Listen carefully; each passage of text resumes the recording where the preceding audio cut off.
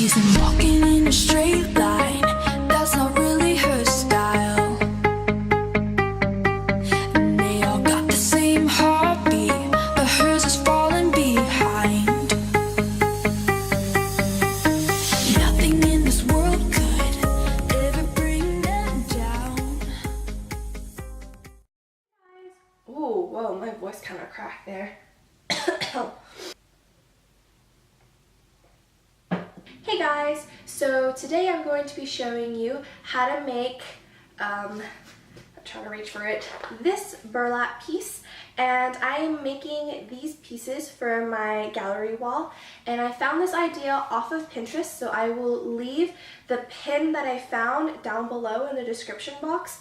And all of these items here can be found at your local Michael's or craft store. And with that, let's go ahead and get started. So here are all of the tools that you need for this DIY, and all of the items and where I got them will be in the description box below.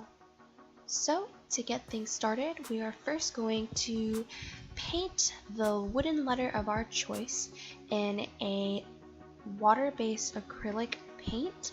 And I decided to use acrylic instead of a wood paint because 1, I had acrylic already, and 2, I don't really know how to use wood paint all that well, so I was just going with what I know best.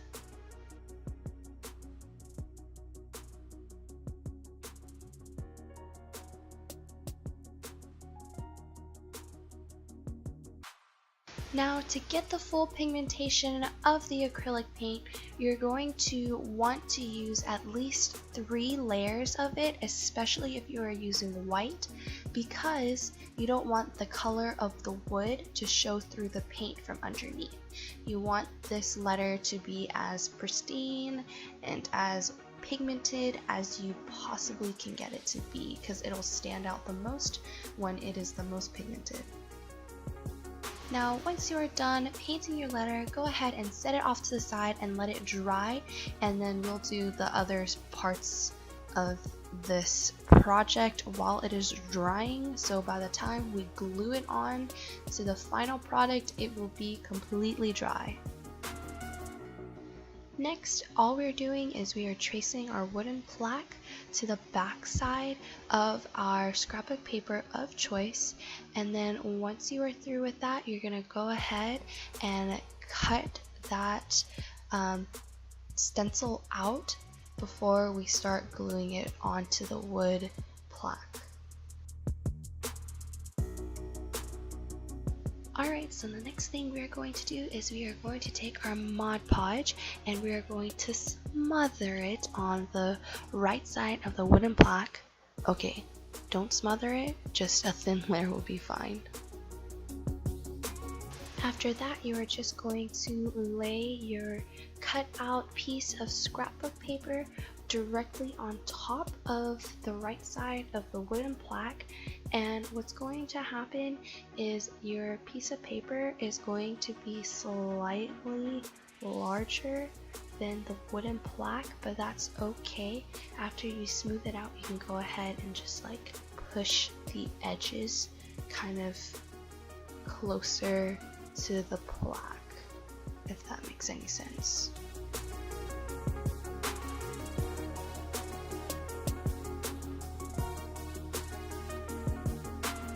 Once that is completely dry, you can then start hot gluing your wooden plaque to your burlap panel all the way around, but in all honesty, you don't have to do it all the way around. You can just do the 4 corners and it will be perfectly fine. Before we move on, I just want to say that when you are working with this particular piece or any piece like this wooden piece right here, this is extremely delicate, so please be careful.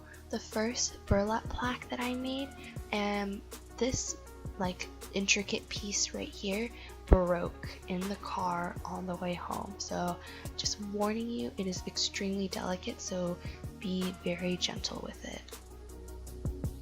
And then once you have placed this intricate wooden piece thingy you can go ahead and start hot gluing it to the wooden plaque.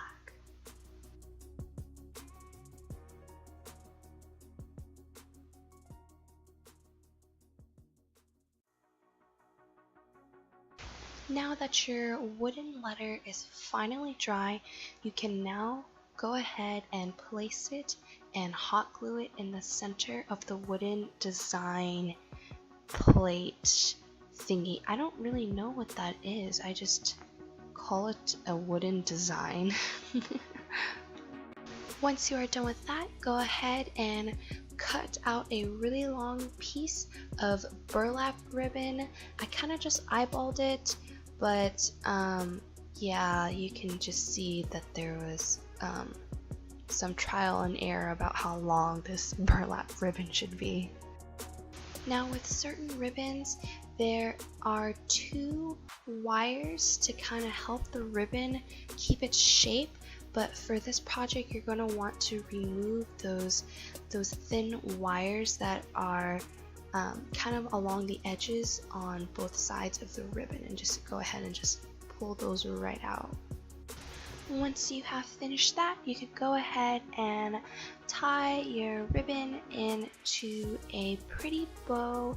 There isn't a set way that you should have this bow, it's just kind of how you eyeball it and just kind of how you like your bows. And as you can see, I had to play around with the shape a lot, and then once I was satisfied with it, this is optional, but I just kind of made a V-cut at the end of the bow to kind of give it that girly effect with the lace and the burlap.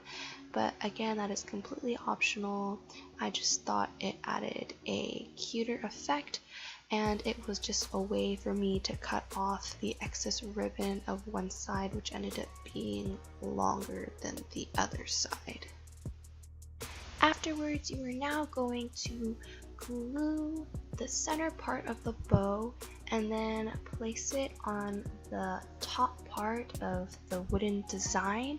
Again, placement is all up to how you want it to be, but this is just where I put it. I just kind of put it on the edge of the upper bump semicircle shape thing on the top. And then I just adjusted my ribbon to where I want it to stay and firmly press down, and then that is it.